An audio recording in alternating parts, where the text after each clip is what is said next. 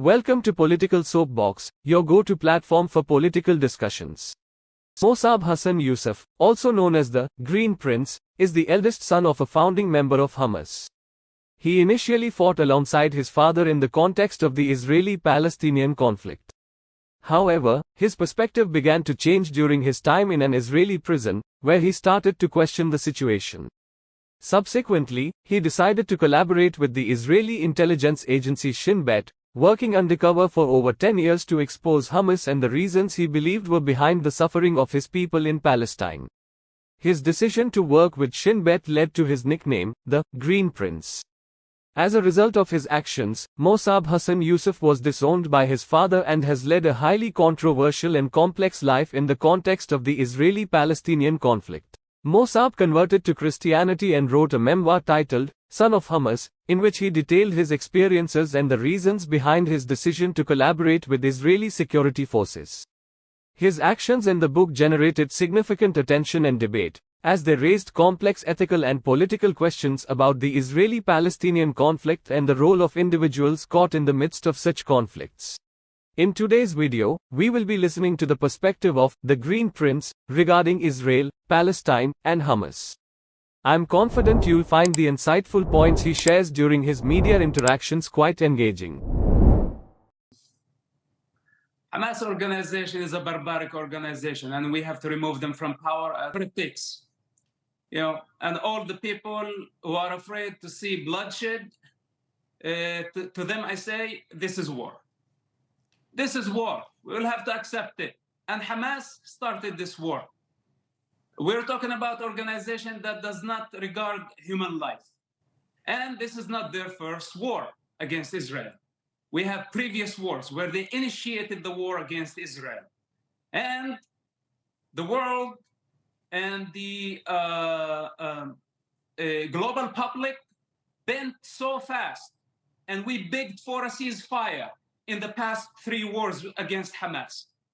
And Israel had to submit to the public opinion, and we did not finish them in the previous 3 wars. Every time they came back stronger.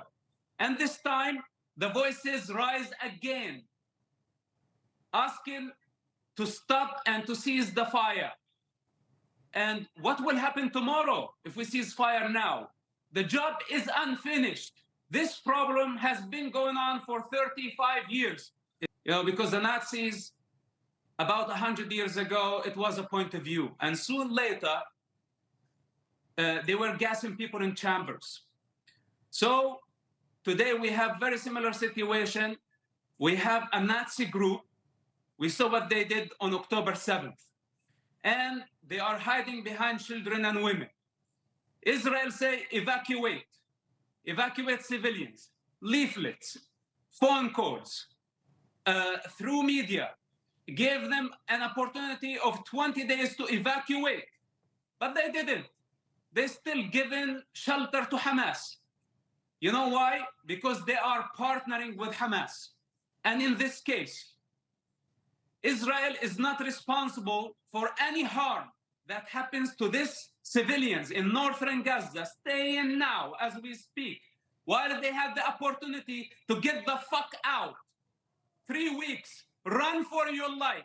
Israel made it very clear why they are still in northern Gaza, giving Hamas shelter, giving Hamas protection. Instead of blaming Israel, they should be protesting against the United Nations and against the Egyptian government and other governments who are closing the border, where civilians should get out and go far from the war zone to safety.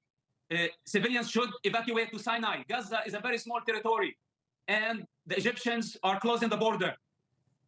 This pro-Palestine, this pro-ceasefire in the United States and the rest of the world, they are escapists, and they want us to stop the operation instead of putting pressure on the United Nations to open the border, to evacuate the civilians just temporarily, as Israel would have the freedom to eradicate this terrorist group. This is the correct thing to do, instead of exchanging blame now. And I don't know what really motivates them, because many of them, I'm not sure about their real motives. Is it the Gazan children, or they have a problem with Israel?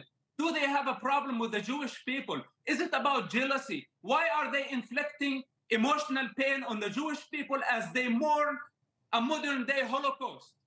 Look, my heart breaks for the death of the Gaza people, but I have been saying this for over 20 years, that Hamas is dangerous.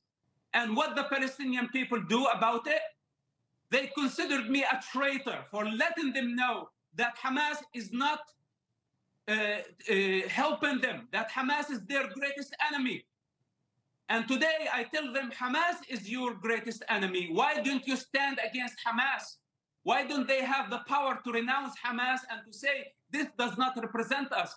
I'm even talking about the Palestinians in the West Bank and the rest of the Arab world. I'm not seeing one leader who stand firm and say Hamas does not represent the Palestinian people and Hamas is a deadly barbaric group. Not even a strong voice. Will lead to more violence, certainly to more violence. If we don't eradicate Hamas now, whatever it takes, even if civilians will die. Well, if we don't do this today, this time, this war, now, tomorrow, the violence will be much greater than this. You know, this is very frustrating. All those clowns coming, speaking on behalf of the Palestinian people, they don't care for the Palestinian people. They don't care for Israel. They are a bunch of hypocrites. They better be silent.